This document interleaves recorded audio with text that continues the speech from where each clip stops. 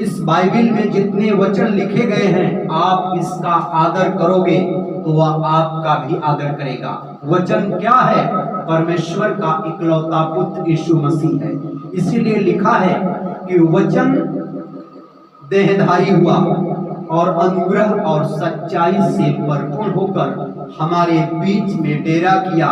हमने उसकी ऐसी महिमा देखी जैसी पिता के इकलौते पुत्र की महिमा। यूहन्ना रचित सुसमाचार अध्याय 1 वचन 14। तो वचन कौन है? स्वयं यीशु मसीह है। वह परमेश्वर का मेमना है। इसीलिए वचन का जो आदर करता है वह स्वर्गीय बाप जो स्वर्ग में बैठा है आदर करता है। जो वचन का निरादर करता है पिता उस पर क्रोधित होता है। तो जो कोई वचन को सुनता है और उसमें चलता नहीं, वह किसी और मनुष्य को धोखा नहीं देता है, वह स्वयं अपने आप को धोखा देता है, क्योंकि परमेश्वर उसके जीवन में काम नहीं करता। परमेश्वर किनके जीवन में काम करता है? जो प्रभु के वचन का आदर करते हैं, जो प्रभु के कलाम का कद्र करते हैं, जो उसके मुख से निकले हुए शब्दों का सम्मान करते हैं। अगर आप उसके लिखित हुए इस बाइबिल में जितने वचन लिखे गए हैं, आप इसका आदर करोगे तो वह आपका भी आदर करेगा। वचन क्या है? परमेश्वर का इकलौता पुत्र यीशु मसीह है। इसीलिए लिखा है कि वचन देहधारी हुआ और अनुग्रह और सच्चाई से भरपूर होकर हमारे बीच में डेरा किया। हमने उसकी ऐसी महिमा देखी जैसी पिता के इकलौते पुत्र की महिमा। यूहन्ना रचित सुसमाचार अध्याय 1 वचन 14। तो वचन कौन है? स्वयं यीशु मसीह है। वह परमेश्वर का मेमना है। इसीलिए वचन का जो आदर करता है वह स्वर्गीय बाप जो स्वर्ग में बैठा है आदर करता है। जो वचन का निरादर करता है पिता उस पर क्रोधित होता है।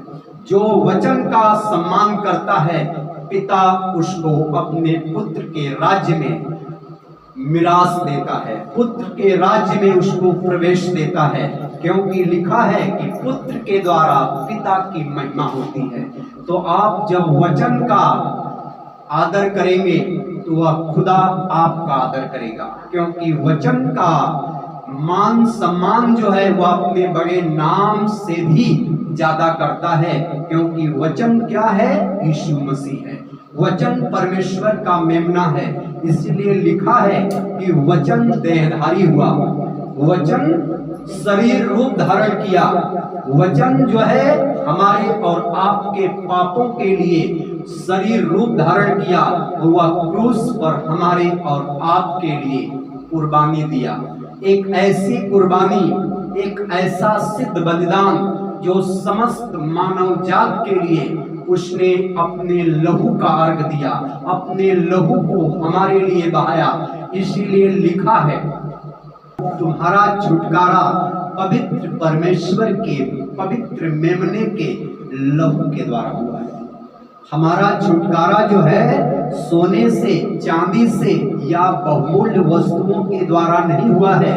हमारा छुटकारा निष्पाप निष्कलंक परमेश्वर के मेमने के द्वारा हुआ है, यीशु मसीह के लहू के द्वारा हुआ है। हमारे और आपके लिए किसी जानवर के लहू की बलि नहीं दिया गया, बल्कि स्वयं परमेश्वर का इकलौता मेमना यीशु मसीह अपने लहू की कुर्बानी दिया है। आपके लिए किसी जानवर की बलि नहीं दिया गया है, बल्कि स्वयं जगत का उद्धारकर्ता परमेश्वर यीशु मसीह अपने पवित्र लहू से खरीद लिया है, आपको मोल ले लिया है। उसके लहू से आप खरीदे गए हैं। अब आपको आप पर अधिकार नहीं है, उसने अपने लहू से आपको खरीद लिया है। आप परमेश्वर के प्रजा हो, परमेश्वर की संतान हो, परमेश्वर के बेटा बेटी हो। वह आपसे इतना प्रेम किया कि उसने अपने इकलौते पुत्र यीशु मसीह को दे दिया। परमेश्वर पिता ने इस जगत से ऐसा प्रेम रखा कि उसने अपना इकलौता पुत्र दे दिया, ताकि जो कोई उस पर विश्वास करे वह नष्ट न हो परंतु अनंत जीवन पाए। यूहन्ना रचित सुसमाचार अध्याय 3 वचन 16। तो आप जब उसके वचन को दुनिया में बांटेंगे तो आपके सारे काम को वह स्वर्ग का परमेश्वर सरल बना देगा।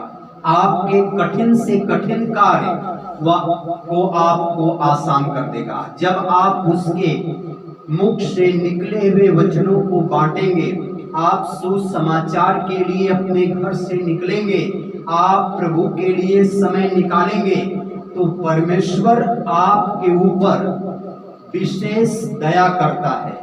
उसका अनुग्रह आपके और आपके परिवार के ऊपर और ज्यादा होता है जब आप सुसमाचार के लिए अपने घर से बाहर निकलते हैं, क्योंकि सुसमाचार प्रचार करना परमेश्वर के राज्य को विस्तार देना, परमेश्वर के राज्य को फैलाना एक कोई साधारण काम नहीं है। एक दुनिया का सबसे बड़ा कार्य है, क्योंकि आप निस्वार्थ भाव से परमेश्वर के वचनों को बांटने जा रहे हैं, उसके स्वर्गीय राज्य का प्रचार कर रहे हैं। अब परमेश्वर की जिम्मेदारी है कि वो आपके और आपके परिवार की संपूर्ण सुरक्षा करेगा, संपूर्ण सुरक्षा करेगा। आपके किसी जन के ऊपर खरोच तक नहीं आएगी, और आपने जो कभी अपने जीवन में काम नहीं किया है वह खुदा आपके जीवन में करेगा जब आप उसके वचनों को बांटने के लिए निकलते हैं, प्रभु के लिए समय निकालते हैं, प्रभु के काम को करने के लिए आप अपने घर से बाहर जाते हैं, तो स्वर्ग की सेना आपके साथ रहती है और जगत का विधाता यीशु मसीह आपकी अगुवाई करता है। अब आप परमेश्वर के देख रेख में रहते हैं, परमेश्वर की निगरानी में रहते हैं। परमेश्वर की जिम्मेदारी है कि आपके शरीर पर खरोच भी नहीं आएगी, क्योंकि आप काम किसका कर रहे हैं? उस परमेश्वर का, उस प्रभु का। तो आप जब परमेश्वर की सेवा करते हैं तो आपका स्थान कहाँ पे है? स्वर्ग में है। जहाँ यीशु मसीह है वहाँ आप होंगे, कोई भेदभाव नहीं है। जहाँ पर वह प्रभु यीशु मसीह है वहाँ पर आप भी होंगे।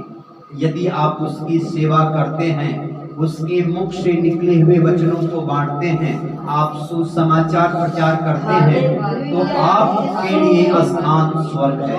Hallelujah, hallelujah, hallelujah.